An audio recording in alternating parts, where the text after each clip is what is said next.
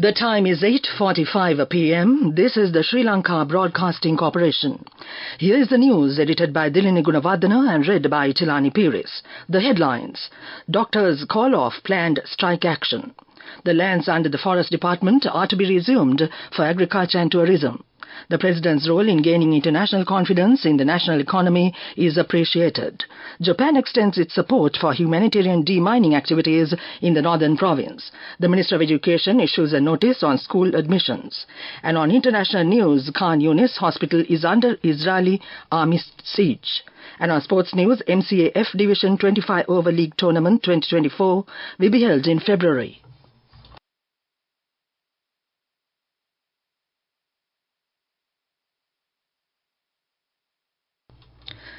The Government Medical Officers Association has decided to call off the planned indefinite strike action, which was slated to commence from tomorrow.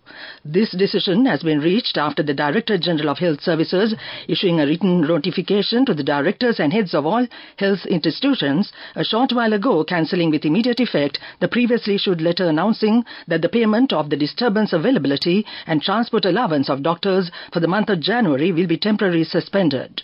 Furthermore, the heads of the institutions have been ordered to pay the relevant allowance through a special voucher to the doctors for the month of January for those who do not receive the debt allowance through the regular payroll. The State Minister for Rural Economy, K. Kader Mastan, stated that negotiations for releasing lands under the Forest Department for Agriculture and Tourism have already commenced. The Minister of State also highlighted that the restoration of 61 tanks has been initiated for the agriculture development of the Mannar and Vavuniya districts. The State Minister Mastan conveyed this information during his participation in a press conference held at the Presidential Media Centre today. The government initially anticipated prolonged economic recovery period for the country. However, President Ranil Wickremesinghe expedited the stabilization process, promptly and swiftly stabilized the economy. Moreover, special financial allocations have been designated for various projects aimed at enhancing the rural economy in the northern, eastern and central provinces. In the previous year, the Minister of Rural Economy initiated several programs, including the distribution of goats and essential seeds for green cultivation, contributing to the enhancement of people's livelihoods as well. Mr. Sagal Ratnayaka, the President's senior advisor on national security and chief of the presidential staff, emphasized that President Ranil Wickremesinghe's effective economic initiatives have fostered trust in the Sri Lankan economy on the global stage. He highlighted the President's commitment to a new economic vision aimed at stabilizing the country's economy through comprehensive reforms in the financial, legal and governance sectors. These comments were made at the Presidential Secretariat today.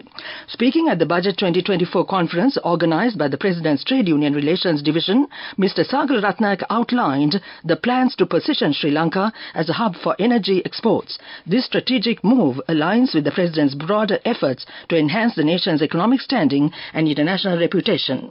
When President Ranil Wickremesinghe assumed office, the country faced a severe economic crisis. In response to the challenges, strategic changes were made to the agricultural policy, leading to increased rice production and alleviating food shortages.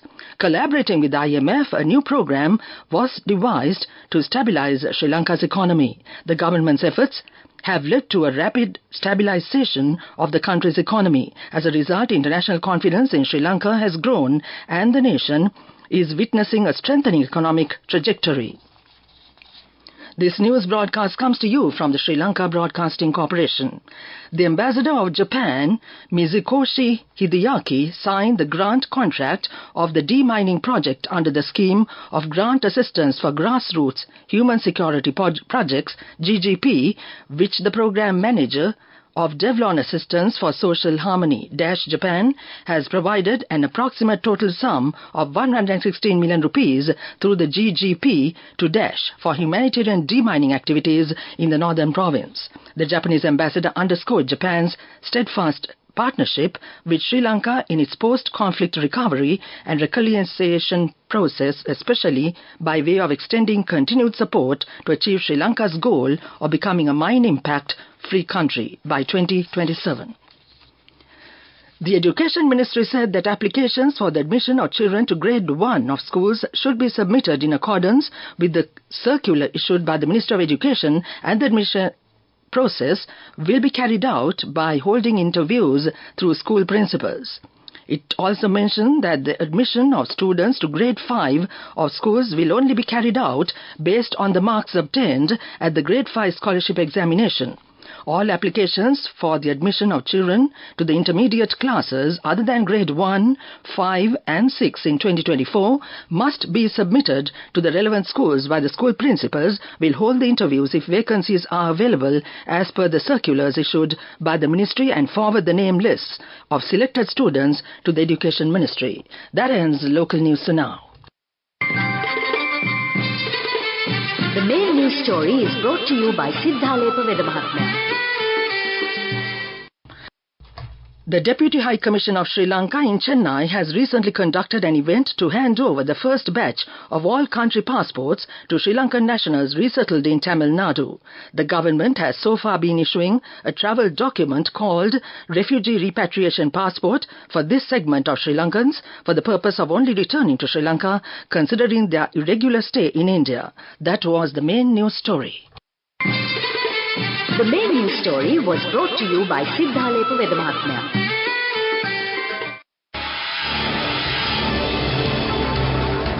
This is Watchlight. The Department of Examinations announced that applications for the 2023 GCE Ordinary Level Examination will be called from today to the 15th of February. The department further highlighted that only applications sent online via its official websites www.donets.lk or www.onlineexams.gov.lk will be accepted. The deadline for submitting online applications is midnight on the 15th of February. It was emphasized that no extensions of any kind will be granted in this regard. That came to you in Watchlight. Coming up, World News.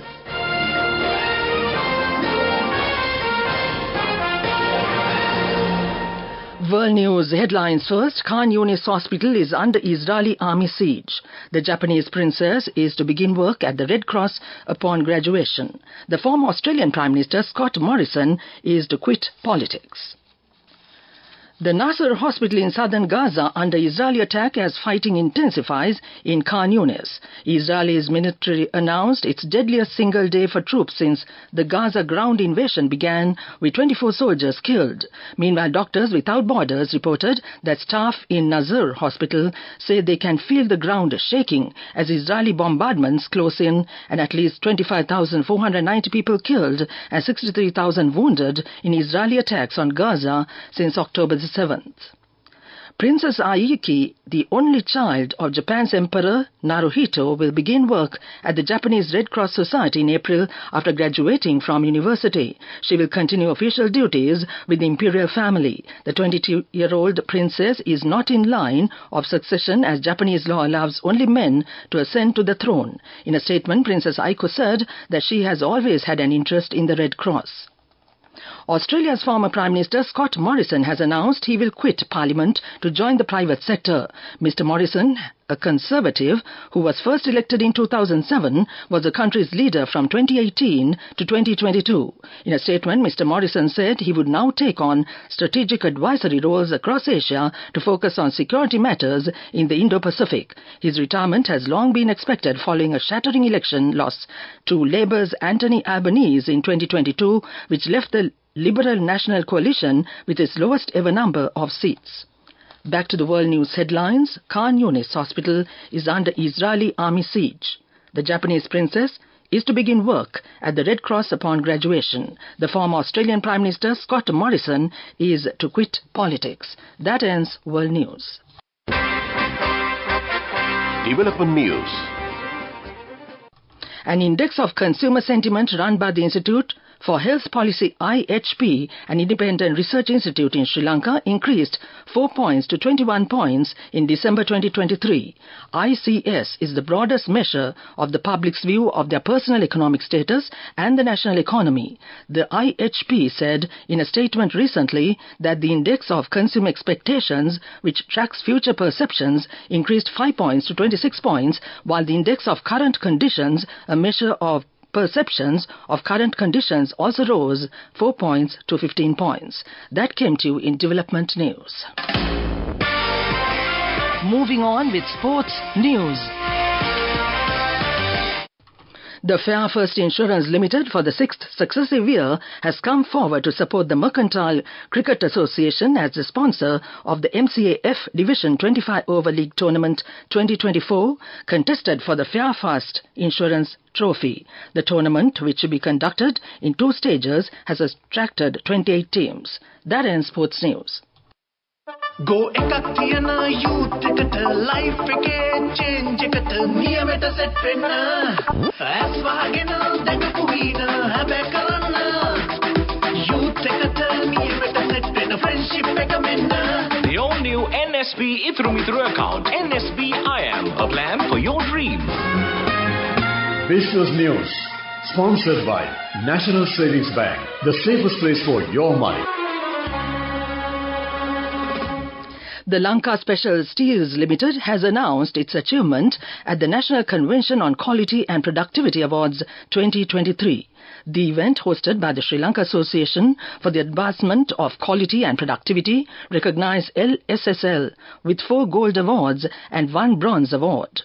The NCQP Awards themed Sustainable Development through Innovative Quality Solutions commended excellence in quality and productivity within the manufacturing and services sector. That ends business news. Business news sponsored by National Savings Bank, the safest place for your money. Go ekak thiyana youth එකට life එකේ change එකට නියමෙට set වෙන්න as වහගෙන දැකපු වීන හැබැ කරන්න youth එකට නියමෙට set වෙන්න friendship එක මෙන්න. The all new NSB Ithru account, NSB IM, a plan for your dream. Halfway through January 2024, Sri Lanka's tourist arrivals overtook the entire arrival figure of 2023 January.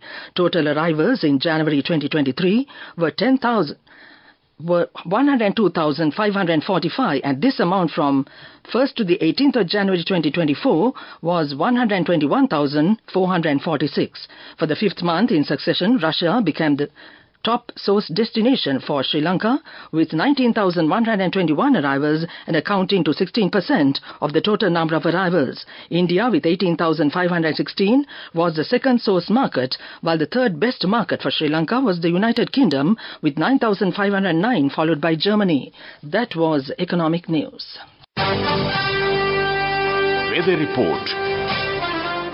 Mainly fair weather will prevail over the island. There is a possibility of ground frost at some places in the Nuwara district during the early hours of the morning. Misty conditions can be expected at some places in the Sabaragamu, Central and Nuwa provinces, and in the Galle and Matra districts during the morning. That was the weather report. And now to end this news broadcast, the main points once again.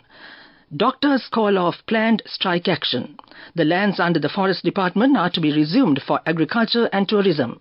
The President's role in gaining international confidence in the national economy has been appreciated. Japan extends its support for humanitarian demining activities in the northern province. The Minister of Education issues a notice on school admission. And on international news, Khan Yunis Hospital is under Israeli army siege.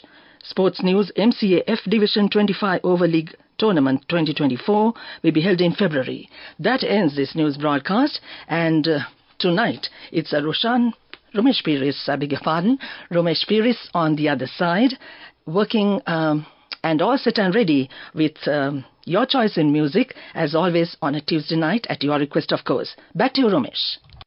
Thank you, Tilani, and that was Tilani Piris with the main bulletin, the final news bulletin of the day, and may I take this opportunity to wish her a pleasant evening and have a safe journey back home. You are tuned to Radio Sri Lanka on 97.4 and 97.6 FM island-wide, and on the web www.slbc.lk. With the time just approaching almost 9 o'clock, it's time for family choice.